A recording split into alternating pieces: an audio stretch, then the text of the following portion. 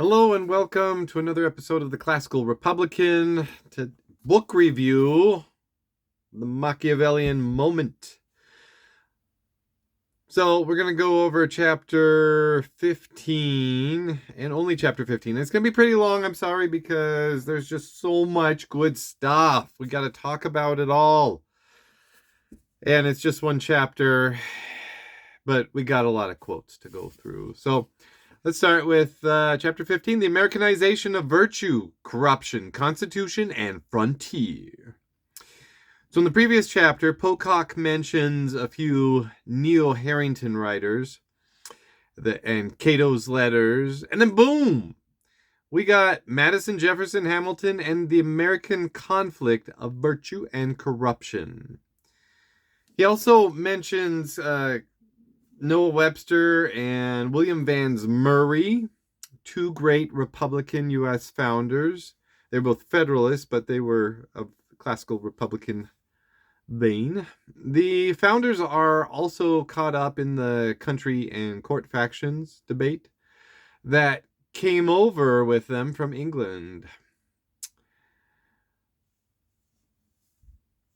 On page 510, it reads, Harrington's Oceana had, quote, given laws to the sea, end quote, pursuing foreign plantations which had her a, quote, commonwealth for expansion, end quote.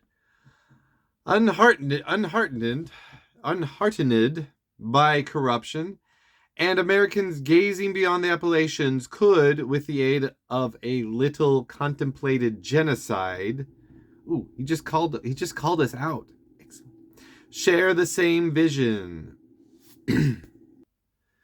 So Pocock talks about how the aristocracy fails to solidly form in the U.S., so Harringtonianism cannot be truly applied in constitutions.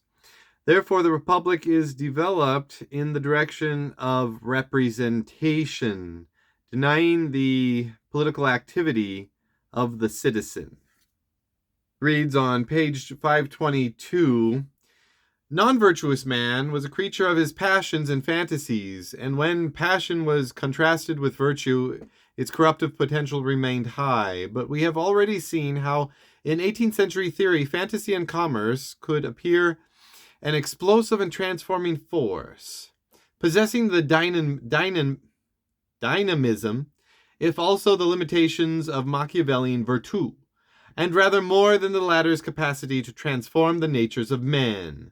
Interest was both a limiting and an expanding force. As Federalist thought took shape, and the people were less and less seen as possessing virtue in the classical sense, it is not surprising to find in Madison's writings, and those of others, the 10th issue of the Federalist is the Locus Classicus, an increasing recognition of the importance and the legitimacy in human affairs of the faction pursuing a collective but particular interest, which in older country and republican theory had figured as one of the most deadly means of corruption of virtue by passion. Interest and faction are the modes in which the decreasingly virtuous people discern and pursue their activities in politics. But in Madison's thought, two consequences soon follow. In the first place, the checks, balances, and separation of powers to be built into the federal structure ensure, as we have seen, that interest does not corrupt, so that the full rhetoric of balance and stability can still be invoked in praise of an edifice no longer founded in virtue, and the very fact that it is no longer so founded can easily be masked and forgotten. In the second place, there are passages which strikingly indicate that the capacity of this structure for absorbing and reconciling conflicting interests is without known limits. He goes on to write that the historians in the Federalist tradition was to prove an exception to this rule, and should the growth and change of the people generate new interests, the Federal Republic can grow and change to accommodate them. So, hence we have political parties in the United States of America. And it goes on to say, in this end of classical politics, Wood detects primarily a partial shift from republicanism to liberalism. It's exactly what I've been saying. That's like one of my main theses on this channel, is that the American founding was inspired both by republicanism and liberalism. Okay, so this is great. Then we go on to page 526, and he continues with Wood. It says, Wood shows how it came about that John Adams' defense of the constitutions of the United States, a vindication of the federal republic as a strict classical blend of natural aristocracy and democracy, was rejected as already a historical freak, partly misunderstood as a defense of the aristocratic principle, partly diagnosed correctly by more acute minds such as John Taylor of Caroline, as a defense of the republic upon principles which the republic itself had abandoned. Such was the ironic, but given its author's personality, appropriate, fate of perhaps the last major work of political theory written within the unmodified tradition of classical republicanism. Yeah. All right, that was page 526. So Pocock explains that the Second Amendment was not so much to make the federal government fear the free citizens, like you hear so much as allaying the fears of the free citizens by showing that the federal government will rely on the militias rather than building a standing army, a great fear of classical Republicans.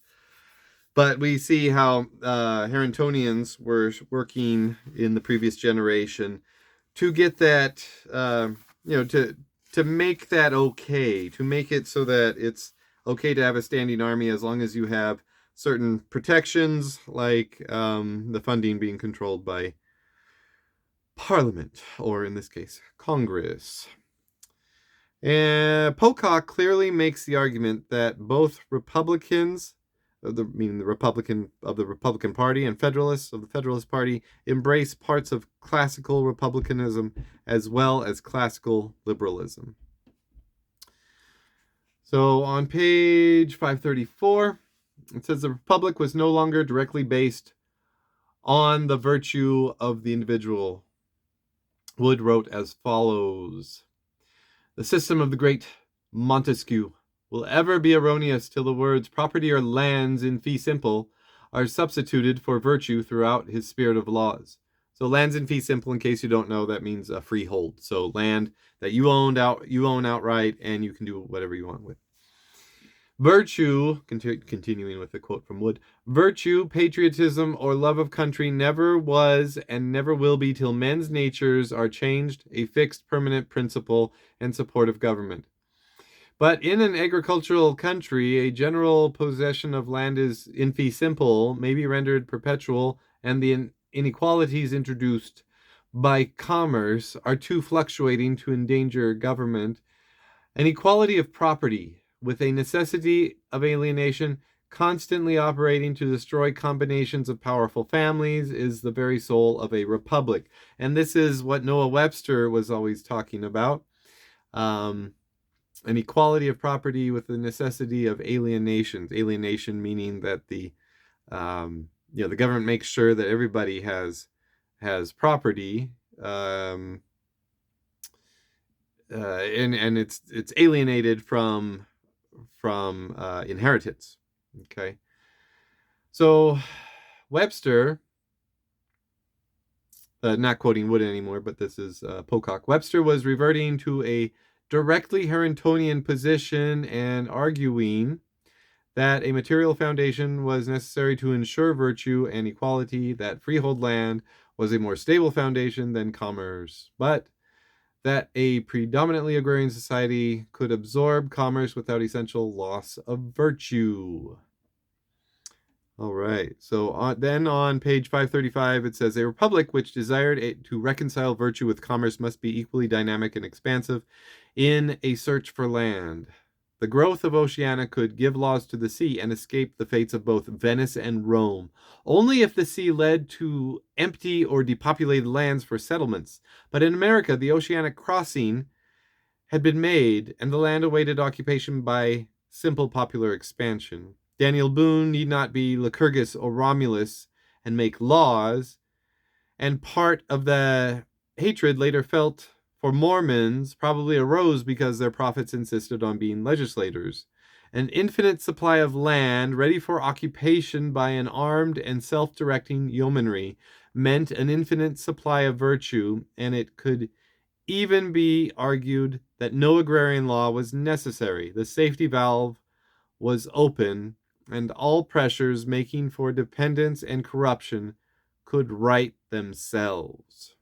Okay? So we don't need an agrarian. So he's saying that we didn't need an agrarian because there was just land available. And the government didn't really have to get involved. But in reality, the government was getting involved. And the government was, as he mentioned earlier, with genocide, we were able to take land that was now unpopulated and recognize the property of Americans who had gone and taken that land.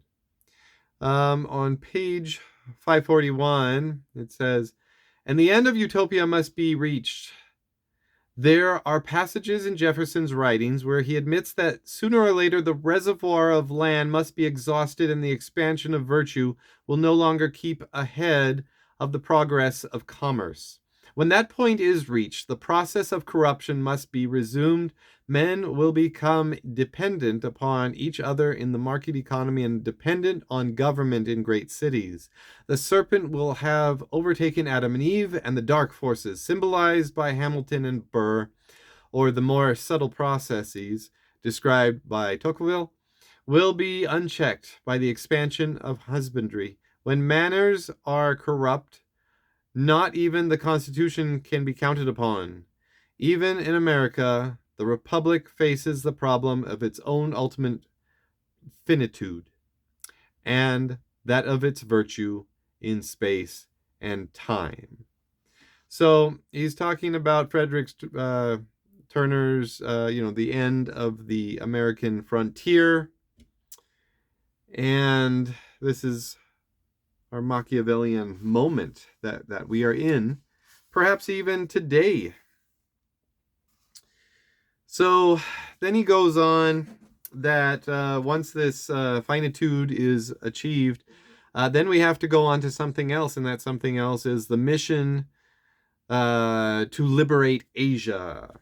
And, today that seems kind of strange, but back in the early 20th century, up through the 20s, 30s, even 40s and 50s, with the our involvement in World War II, liberating China and the rest of Asia from Japanese hegemony, and then the Korean War, trying to liberate Asia from communism.